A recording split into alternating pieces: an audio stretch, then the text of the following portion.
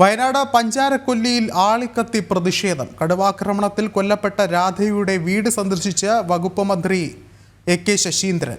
മന്ത്രിയെ നാട്ടുകാർ വഴിയിൽ തടഞ്ഞിരുന്നു. തുടർന്ന് പോലീസ് പ്രതിഷേധക്കാരെ ബലം പ്രയോഗിച്ച് നീക്കിയതിനു ശേഷമാണ് മന്ത്രി രാധയുടെ വീട്ടിലെത്തിയത്. കടുവയെ വെടിവെക്കാനുള്ള ഉത്തരവ് കാണിക്കണമെന്നാവശ്യപ്പെട്ടായിരുന്നു പ്രതിഷേധം. രാധയെ കടുവ ആക്രമിച്ചത് വനത്തിൽ വെച്ചെന്ന പ്രസ്താവന പിൻവലിക്കണമെന്നും നാട്ടുകാർ ആവശ്യപ്പെട്ടു. തുടർ നടപടികൾ വിലയിരുത്തി മന്ത്രിയും കളക്ടറും ജനപ്രതിനിധികളുമായി യോഗം ചേർന്നു. അതേസമയം നരഭോജി കടുവയ്ക്കായി പ്രദേശത്ത് തെരച്ചിൽ തുടരുകയാണ്. കടുവയെ പിടികൂടാൻ ആക്ഷൻ പ്ലാൻ രൂപീകരിക്കും. നിലവിൽ ഡ്രോൺ സംവിധാനങ്ങൾ ഉൾപ്പെടെ ഉപയോഗിച്ചാണ് തെരച്ചിൽ ഉണ്ടാകുന്നത്. ഇന്ന് രാവിലെ തെരച്ചിൽ സംഘത്തിന് നേരെ കടുവയുടെ ഒരു ആക്രമണം ഉണ്ടായിരുന്നു. RRT സംഘത്തിലെ പെട്ട ഒരു ഉദ്യോഗസ്ഥന് നേരെ കടുവയുടെ ആക്രമണത്തിൽ സാരമായൊരു പരിക്ക് പറ്റുന്ന ഒരു സാഹചര്യമുണ്ടായി. അത്തരത്തിലുള്ള സാഹചര്യങ്ങൾ നിലനിൽക്കുമ്പോഴാണ് ഇന്ന് വനംവകുപ്പ് മന്ത്രി എ.കെ. ശശീന്ദ്രൻ നേരത്തെ കടുവയുടെ ആക്രമണത്തിൽ കൊല്ലപ്പെട്ട രാധയുടെ വീട് സന്ദർശിക്കുന്നത്. വീട്ടിലെത്തിയ മന്ത്രി കുടുംബാംഗങ്ങളുമായി ചർച്ച നടത്തി. ഒപ്പം രാധയുടെ മകന് സർക്കാർ ജോലിക്കായുള്ള കത്ത് നൽകിയിരിക്കുകയാണ്. അർജുൻ PS ചേർന്നുണ്ട്. അർജുൻ, ഒരുപക്ഷെ വളരെ വലിയൊരു ശക്തമായൊരു പ്രതിഷേധം, അതിനിടയിലാണ് വനവകുപ്പ് മന്ത്രിയുടെ ഇന്നത്തെ ഈ ഒരു സന്ദർശനം. ഒപ്പം വനവകുപ്പ് മന്ത്രി മാധ്യമങ്ങളോടും പ്രതികരിച്ചു എന്നറിയാൻ സാധിക്കുന്നു. എന്തൊക്കെയാണ് അദ്ദേഹം പറയുന്നത്? തീർച്ചയായും വിഷ്ണു, അത്തരത്തിൽ വലിയ രീതിയിലുള്ള ഒരു പ്രതിഷേധമായിരുന്നു വനംവകുപ്പ് മന്ത്രി വന്നപ്പോൾ ഉണ്ടായിരുന്നത്. തുടർന്ന് ഇത്തരത്തിൽ അദ്ദേഹം വീട്ടിൽ കയറുകയും തുടർന്ന് അതിനുശേഷം ഇവിടെ എത്തി ജനപ്രതിനിധികളോട് സംസാരിക്കുകയും ചെയ്തിരുന്നു. അവിടെ എത്തിയ ശേഷം കൃത്യമായി തന്നെ ഇവിടെ നിന്നും ജനപ്രതിനിധികളുമായി ചർച്ച നടത്തുന്ന ഒരു സാഹചര്യം ഉണ്ടായി. ജനപ്രതിനിധികളും അതുപോലെ തന്നെ കുറച്ച് നാട്ടുകാരും ഒക്കെ ഉണ്ടായിരുന്നു. അവരടക്കം തൊഴിലാളികളടക്കം ഉണ്ടായിരുന്നു. അവരടക്കമുള്ളവരാണ് ഈ പ്രദേശത്ത് ഇവിടെ ചർച്ച നടത്തിയിട്ടുണ്ടായിരുന്നു. ആ ചർച്ചയിൽ കൃത്യമായി തന്നെ ഉറപ്പ് നൽകിയിട്ടുണ്ട് എന്നുള്ളതാണ് എ.കെ. ശശീന്ദ്രൻ പറഞ്ഞിട്ടുള്ളത്. അതായത് ശശീന്ദ്രൻ പറയുന്നത് കടുവയെ വെടിവെക്കും എന്ന് തന്നെയാണ് എ.കെ. ശശീന്ദ്രൻ പറയുന്നത്. മാത്രമല്ല, നരഭോജി കടുവയായി പ്രഖ്യാപിച്ചിട്ടുണ്ട്. അതിന് വേറെ നിയമ തടസ്സമൊന്നുമില്ല. അത്തരത്തിലുള്ള ഉത്തരവ് അല്പസമയത്തിനകം വരുമെന്നുള്ളതാണ് അദ്ദേഹം പറഞ്ഞിട്ടുള്ളത്. സ്വാഭാവികമായും അത്തരത്തിൽ നരഭോജി കടുവയെ പ്രഖ്യാപിക്കുന്നത് കൊണ്ട് തന്നെ ഷൂട്ട് അറ്റ് സൈറ്റ് എന്നുള്ളതായിരിക്കും ഇതിന്റെ പ്രത്യേകത. സ്വാഭാവികമായും കടുവയെ പെട്ടെന്ന് തന്നെ വെടിവെച്ച് പിടിക്കുവാനുള്ള ഒരു സാധ്യത ഉണ്ടാകും. അതിനുവേണ്ടി വ്യക്തമായ ഒരു ആക്ഷൻ പ്ലാൻ രൂപീകരിക്കുന്നുണ്ട്. അടുത്ത ദിവസം തന്നെ RRTയുടെ ഒരു പ്രത്യേക സംഘം ഈ സ്ഥലത്ത് എത്തിച്ചേരും. ഏകദേശം 38ഓളം പേർ വരുന്ന ഒരു സംഘമാണ് ഇവിടേക്ക് എത്തുക എന്നുള്ളതാണ് നമുക്ക് അറിയാൻ കഴിയുന്നത്. ഇവർ സായുധധാരികളായിരിക്കും ഇത്തരത്തിൽ എത്തുക. അവർ ഈ സ്ഥലത്ത് പ്രത്യേക രീതിയിൽ പരിശോധന നടത്തുകയും കടുവയെ വേണ്ടി വന്നാൽ കടുവയെ വെടിവെച്ച് കൊല്ലുവാനുള്ള ഒരു സാഹചര്യം ഒരുക്കുകയും ചെയ്യും. സ്വാഭാവികമായും ഇത്തരത്തിൽ വലിയ ആശങ്ക ജനങ്ങൾക്കിടയിൽ ഉണ്ടായിരുന്നു. മന്ത്രിയോട് ഇന്ന് ജനങ്ങൾ ആവശ്യപ്പെട്ടത് രണ്ട് കാര്യങ്ങളാണ്. ഒന്ന്, ഇത് രാഷ്ട്രീയപരമായിട്ട് ഉള്ള ഒരു സമരമാണെന്നുള്ള കാര്യം പിൻവലിക്കണം. മറ്റൊന്ന് എന്ന് പറയുന്നത്, ഈ രാധ മരണപ്പെട്ടത് അല്ലെങ്കിൽ കൊല്ലപ്പെട്ടത് ഈ കാട്ടിൽ വെച്ചാണ് എന്നുള്ള മന്ത്രി പറഞ്ഞ കാര്യം അത് അടക്കം തിരുത്തി പറയണമെന്നാണ് നാട്ടുകാർ പ്രധാനമായും ഉന്നയിച്ച കാര്യങ്ങൾ. അതിൽ തന്നെ ഇത്തരത്തിൽ മന്ത്രി വിശദീകരണം നൽകിയിരിക്കുന്നു. ഇത്തരത്തിൽ താൻ അറിഞ്ഞിരുന്നില്ല, കാട്ടിലാണെന്നാണ് താൻ മറ്റുള്ള ഒരാൾ പറഞ്ഞ് വിശ്വസിപ്പിച്ചതാണ് എന്നുള്ളതാണ്. അത്തരത്തിൽ ലാഘവത്തോടെ മന്ത്രി പറയുന്ന ഒരു സാഹചര്യമുണ്ട്. സ്വാഭാവികമായിട്ടും മന്ത്രി ഇത്തരത്തിലുള്ള ഒരു കാര്യം കേൾക്കുമ്പോൾ അതിനെക്കുറിച്ച് കൃത്യമായി അന്വേഷിക്കണം. മറ്റൊരാൾ പറയുന്നതല്ല കേൾക്കേണ്ടത് എന്നുണ്ട്. അത്തരത്തിലാണ് മന്ത്രി പറഞ്ഞത്. സ്വാഭാവികമായും തനിക്ക് തെറ്റുപറ്റി എന്നുള്ളതടക്കം മന്ത്രി പറയുന്നു. മറ്റൊരു കാര്യം എന്ന് പറയുന്നത് രാഷ്ട്രീയ പ്രേരിതം എന്ന് പറഞ്ഞത് പ്രതിപക്ഷ പാർട്ടികൾ നടത്തുന്ന സമരത്തെയാണ് താൻ ഇത്തരത്തിൽ രാഷ്ട്രീയ പ്രേരിതം എന്ന് പറയുന്നത്. അല്ലാതെ ഇവിടെ ഉള്ള ആളുകൾ, ഇവിടെയുള്ള ഗ്രാമപ്രദേശവാസികൾ അല്ലെങ്കിൽ ഇവിടുത്തെ ഉള്ള പ്രദേശവാസികൾ സമരം ചെയ്യുന്നതിനെ താൻ എതിർത്തിട്ടില്ല. അവർ പ്രതിഷേധിക്കുന്നതിനെ എതിർത്തിട്ടില്ല. അവരെ ഒരിക്കലും രാഷ്ട്രീയവൽക്കരിക്കാൻ ശ്രമിച്ചിട്ടില്ല എന്നുള്ളതടക്കം എ.കെ. ശശീന്ദ്രൻ പറയുന്നു. സ്വാഭാവികമായും കോടതിക്കെതിരെ അദ്ദേഹം പറഞ്ഞ ഒരു വാക്കുണ്ട്. ഇത്തരത്തിൽ ഇതിനു മുൻപ് തന്നെ ഈ പന്നിയെ വെടിവെക്കാൻ ഒരുങ്ങുമ്പോൾ കോടതി പറഞ്ഞിട്ടുണ്ടായിരുന്നു അത് ഗർഭിണിയായ പന്നിയെ വെടിവെക്കരുതെന്ന്. ആ സമയത്ത് ഇത്തരത്തിൽ ഈ ഒരു പന്നിയെ വെടിവെക്കുമ്പോൾ എങ്ങനെയാണ് ഗർഭിണിയാണെന്ന് തിരിച്ചറിയുക എന്നുള്ള ഒരു ചോദ്യം ശശീന്ദ്രൻ ചോദിക്കുന്നു. ഇത് കോടതിയെതിരെ പറയുന്ന ഒരു വാക്കായി നമുക്ക് കരുതേണ്ടി വരും.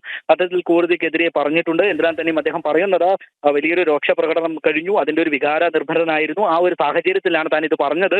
അത്തരത്തിൽ കോടതിയെ വരെ എതിർക്കേണ്ടി വരുമെന്നുള്ളതടക്കം അദ്ദേഹം പറയുന്നു. കോടതി പറയുന്ന ചില കാര്യങ്ങളുണ്ട്.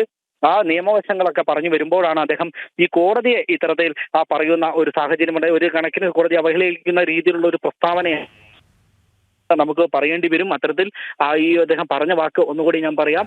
ഈ അത്തരത്തിൽ പന്നിയെ വെടിവെക്കണമെന്ന് ഉത്തരവ് വന്നപ്പോൾ ഈ കോടതി പറഞ്ഞത് ഗർഭിണിയായ പന്നിയെ വെടിവെക്കരുത് എന്നുള്ളതാണ്. അപ്പോൾ അദ്ദേഹം ചോദിച്ചത് എങ്ങനെയാണ് ഗർഭിണിയായ പന്നി എന്നുള്ളത് അറിയുക എന്നുള്ളതാണ് അദ്ദേഹം ചോദിക്കുന്നത്. അത്തരത്തിൽ തെരഞ്ഞു പിടിക്കാൻ കഴിയുമോ എന്നുള്ളതടക്കം അദ്ദേഹം ചോദിക്കുന്ന സാഹചര്യം ഉണ്ടായിരുന്നു. എന്തിനാ തന്നെയും ഇവിടെയുള്ള പ്രതിഷേധത്തെ തുടർന്ന് മന്ത്രി വന്നപ്പോൾ തന്നെ വലിയ രീതിയിൽ നാട്ടുകാരുടെ ഭാഗത്തു നിന്നും പ്രതിഷേധം ഉയരുന്ന ഒരു സാഹചര്യം ഉണ്ടായിരുന്നു. നാട്ടുകാരൊക്കെ ഈ ഒരു നിലത്ത് കിടന്ന് പ്രതിഷേധിക്കുന്നുണ്ടായിരുന്നു, ഇരുന്ന് പ്രതിഷേധിക്കുന്ന സാഹചര്യം ഉണ്ടായിരുന്നു. തുടർന്ന് പോലീസ് എത്തി ഇവരെ വലിച്ചിഴച്ച് ഈ പ്രദേശത്ത് നിന്ന് മാറ്റിക്കൊണ്ടു പോകുന്നു. ടാറിട്ട റോഡിലൂടെ വലിച്ചിഴച്ച് ഈ റോഡിലൂടെ കൊണ്ടുപോകുന്ന ഒരു സാഹചര്യം ഉണ്ടായിരുന്നു. നമുക്ക് മനസ്സിലാക്കാൻ സാധിക്കും. നമ്മുടെ AK ശശീന്ദ്രന്റെ പത്രസമ്മേളനം അല്ലെങ്കിൽ അദ്ദേഹം പറഞ്ഞത് നമുക്ക് പ്രേക്ഷകരെ കേൾപ്പിക്കാമെന്നാണ് ഞാൻ കരുതുന്നത്. ഇത്തരത്തിൽ നമ്മുടെ കയ്യിൽ ഒരു വിഷ്വൽസ് ഉണ്ട്. AK ശശീന്ദ്രൻ പറഞ്ഞ കാര്യങ്ങളുണ്ട്. കൃത്യമായി തന്നെ പ്രേക്ഷകർക്ക് മുൻപിൽ എന്താണ് ശശീന്ദ്രൻ പറഞ്ഞത് എന്നുള്ളത് നമുക്ക് കാണിക്കാമെന്നുള്ളതാണ് ഞാൻ മനസ്സിലാക്കാൻ സാധിക്കുന്നത്. അത്തരത്തിൽ ഈ ഒരു സാഹചര്യത്തിലൂടെ കടന്നു പോകുമ്പോഴാണ് പ്രധാനമായും നാട്ടുകാരുടെ ഭാഗത്തുനിന്നും വലിയ രീതിയിലുള്ള ഒരു പ്രതിഷേധം ഉയർന്നത്. അതായത് 3 ദിവസമായി ഇത്തരത്തിൽ രാധ മരണപ്പെട്ടിട്ട്, പക്ഷേ ഈ 3 ദിവസമായി മരണപ്പെട്ടിട്ടും ഇതുവരെയും വനംവകുപ്പ് മന്ത്രി ഈ ഒരു പ്രദേശത്ത് എത്തിയില്ല, കുടുംബത്തെ സന്ദർശിച്ചില്ല, ഈ ഒരു പ്രദേശം സന്ദർശിച്ചില്ല. ആ ഒരു സാഹചര്യത്തിലാണ് വലിയ രീതിയിലുള്ള ഒരു പ്രതിഷേധവുമായി നാട്ടുകാർ മുന്നോട്ട് വന്നത്. ഈ ഒരു പ്രതിഷേധം കഴിഞ്ഞ ദിവസങ്ങളിലടക്കം ഇത്തരത്തിലുള്ള ഒരു പ്രതിഷേധം നമ്മൾ കണ്ടതാണ്. DFOയെ അടക്കം ഇത്തരത്തിൽ ഉള്ളിൽ പൂട്ടിയിട്ടുകൊണ്ട് അവരുടെ വാതിൽ ഉള്ളിൽ പൂട്ടിയിട്ടുകൊണ്ടുള്ള ഒരു പ്രതിഷേധം ഉണ്ടായിരുന്നു. പിന്നീട് ആ വാതിൽ തള്ളി തുറക്കുവാനുള്ള ശ്രമം നടന്നിരുന്നു. ആ ഒരു സാഹചര്യത്തിലാണ് പിന്നീട് ഇവർ വീണ്ടും ഒരു മീറ്റിംഗ് ഒക്കെ കൂടിയിരുന്നു ഈ പ്രദേശത്ത്.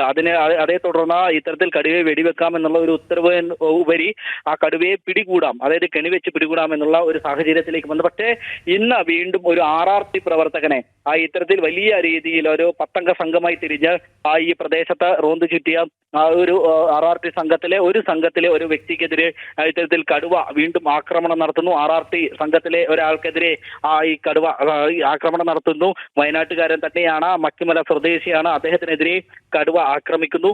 കടുവ നേരെ ചാടി വീഴുന്ന സാഹചര്യം ഉണ്ടായിരുന്നു. ഷീൽഡ് കൊണ്ട് ഇത് പ്രതിരോധം തീർത്തുകൊണ്ട് മാത്രം അദ്ദേഹം രക്ഷപ്പെടുന്ന സാഹചര്യമാണ് ഉണ്ടായത്. അദ്ദേഹത്തിന്റെ വലത് കൈയിൽ അത്തരത്തിൽ ഒരു ചെറിയ പോറലേറ്റിട്ടുണ്ട് എന്നുള്ളതാണ് നമുക്ക് മനസ്സിലാക്കാൻ കഴിയുന്ന. സാരമായ പരിക്കല്ല, നിസ്സാരമായ പരിക്കാണ്. അത്തരത്തിൽ അദ്ദേഹത്തെ പിന്നീട് മാനന്തവാടി മെഡിക്കൽ കോളേജിൽ പ്രവേശിപ്പിക്കുന്ന ഒരു സാഹചര്യം ഉണ്ടായി. അതേ തുടർന്നാണ് പിന്നീട് നാട്ടുകാർ വലിയ രീതിയിലുള്ള ഒരു പ്രതിഷേധത്തിലേക്ക് മുതിർന്നത്.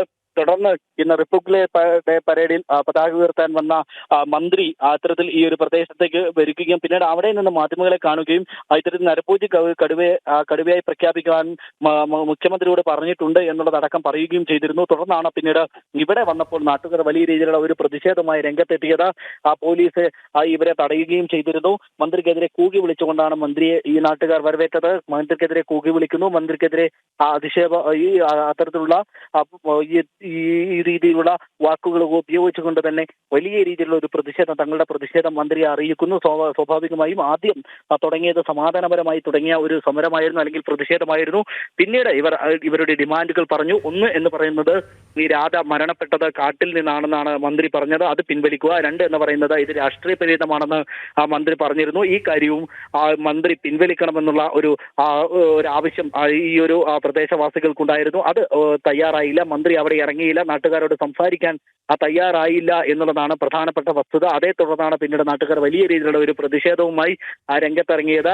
തുടർന്ന് പോലീസ് ഇടപെട്ട് ഇവരെ പിടിച്ചു മാറ്റുകയായിരുന്നു. തുടർന്നാണ് പിന്നീട് വലിയ സുരക്ഷാ വലയത്തിനുള്ളിൽ നിന്നുകൊണ്ട് പോലീസിന്റെ വലിയ സുരക്ഷാ വലയത്തിൽ നിന്നുകൊണ്ടാണ് അദ്ദേഹം വീട്ടിലേക്ക് കയറിയത്. എന്തുതന്നെയായാലും ശക്തമായൊരു പ്രതിഷേധം തന്നെയാണ് പ്രദേശത്ത് ഇപ്പോഴും നിലനിൽക്കുന്നത്. അർജുനാണ് വിശദമായ റിപ്പോർട്ടുകൾ നൽകിയത്.